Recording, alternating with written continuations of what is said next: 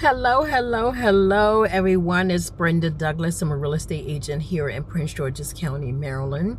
And yesterday, guys, I stopped past a 55 plus active community. They had brand new homes. I'm so excited in Prince George's County, Maryland, and they're starting to pop up everywhere. Active living, memory care, different places that cater to 55 and older, right? But guys, there's a few things that I want you to know when you are considering living in a 55 and older community. Number one, there is no discount. I'm sorry, now they may give the regular incentives, but I mean, in terms of you being a senior with a fixed income, etc., etc., and there are a lot of places like restaurants, for example, or there's some AARP discounts, right? Restaurants give discounts to seniors. Well, listen, when you're purchasing a home in a 55 and older community, whether it's independent living, whether it's active living community, and I'm going to do a video about the differences, right? But senior living, you need to understand that there is no discount. Now, they may give the regular incentives like closing help, things of that nature. They may do that, the same thing that they do to the other populations. But with you being a senior, you do not get an additional discount for the most parts, right? The other thing you need to remember is that some of the homes are built as or modified to be age in place friendly, right? What do you mean by that, Brenda? What I mean is that they have the grab bars. They may have space under the counter, the kitchen counter, for you to maybe chop up onions and sit in a chair, right? The counter's a certain height, the toilet lifted up to a certain height. I'm going to do a video. I've done posts about the different specifications to age in place and the different modifications that you can make step by step. If you're interested in a aging in place safety assessment, it's where I go room by room and tell you how you can modify the space to make it age friendly. If you're interested in that, go ahead and shoot me an email at 50plushometeam@gmail.com, and I'll be happy to send that to you free of charge. Now, what I was saying is that some homes are modified for you to age in place safely, right? That also means the doorways being wider so that if by chance, God forbid, you are in a wheelchair, you'll have space to get through it.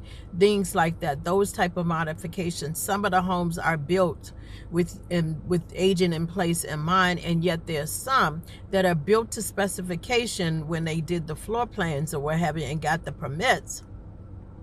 And so it is up to you to make those modifications, right? So I don't want you to move into a 55 plus community thinking that the home will be modified for you to age in place. That is not the case, right? That'll be something that you'll have to do in some cases, and that would be an extra expense, right? So just keep that in mind. The other thing you need to remember is if you have those families where you're the what is it, they call it the mama's house, grandma's house, I forget where it's the house where everybody congregates, right? And everybody gathers, the family gathers or what have you, and that's a safe place for your family to come if they're ever homeless or what have you.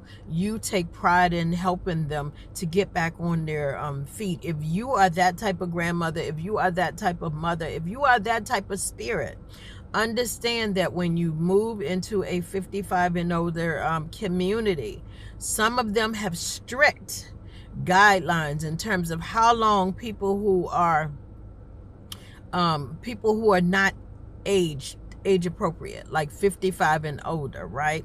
So they may say, okay, they can spend the night if they're 18 years old, but they can only stay here for a certain number of days, right? So you want to check that before you move into a 55 and older community.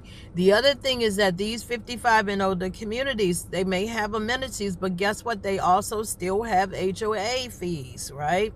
HOA fees, condo fees, association fees, and then some of them, they call them buy-in fees. Like they have different things that one of them, some buy-in fees are one time, and then some of them are reoccurring, right? Like I said, a HOA fee. So there's no break on that, right?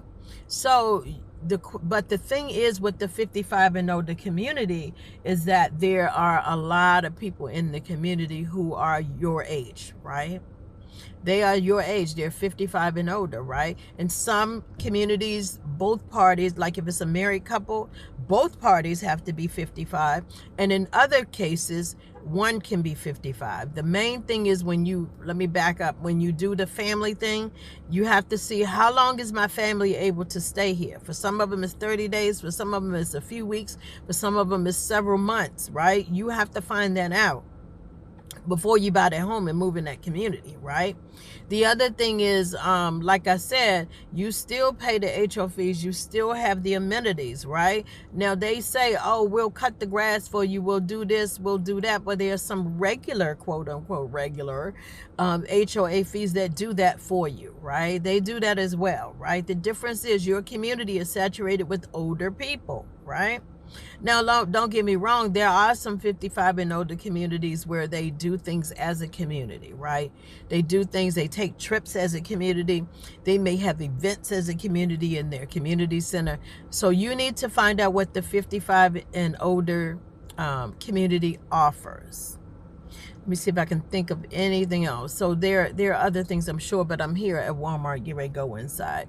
The point is, before you purchase a home in a 55 and older community, because think about it, when you're 55 or when you're 50, heck, when you're 50 years old, you need to start thinking in terms of aging in place, especially if you're buying a home at that age, right?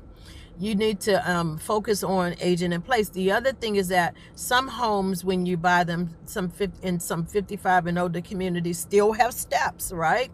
Some of you don't want steps. You want like ranchers or ramblers, or you want a one level, right? Well, there are some 55 and older communities that have by levels. They have more than one level, even 3 levels, right? So the question is, what is the difference between living in this 55 and older community versus living in the traditional neighborhoods where it's a mixture of old and younger people, right? So that is the question. So guys, I hope that this has been helpful. I just want you to understand that just because it says 55 and older community, there may or may not be a difference, right? So you just have to make that determining factor. Some 55 and older communities also have gates to secure you, and some don't, right? So, okay, guys, I hope that this has been helped. Someone near stores and some of them not. I'm sorry. I keep thinking about things as I go on, and this person's alarm just so happened to go off. So let me end this video. Anyway, guys, I hope that has been helpful. You can shoot out an email if you're looking to move into a home when you're 50 and older. I got your back, right? I can help you keep a clear mind in terms of thinking, how can this home, is this home safe for me to purchase and age in place, right? So guys, go ahead and send me an email. I'll be happy to help you find your agent in place home, or I'll be happy to sell you your agent in place home so you can downsize into a more manageable space, right? Some homes are too big. Empty nesters, for example, people who are older and maybe their you know, their body is kind of, I don't want to say breaking down, but you don't want to deal with the stairs. Sometimes your body's not breaking down, but you're thinking, oh my goodness, there's too many stairs, right? Nowadays they're even building homes where you come in on the ground floor, right? Listen, when you are buying a 55 and older home, some of the master bedrooms are on the first floor, and some of them are not. So those are just some things to consider. Okay, I know I said I was going to go before. I'm really going to go this time, guys. Listen, thank you so much for watching. And again, if I can help you to age in place, or if I can help you to downsize, please don't hesitate to give me a call or reach out to me via email. I'm Brenda Douglas, and I'm from Prince George's County, Maryland. My number is 202-930-DIVA, and my email address is 50plushometeam@gmail.com. All right, guys, have an awesome day. I hope it's not too crowded in this Walmart, but like I said, I just stopped by a 55 and older brand new construction. So I wanted to wanted to spill that, I just thought about the different communities and everything and what they have to offer. So I just wanted to do this quick this quick video. So listen, I'm going to do a walkthrough of that video. So go ahead and subscribe to this channel and like it, and I'll talk to you later. Have a great day.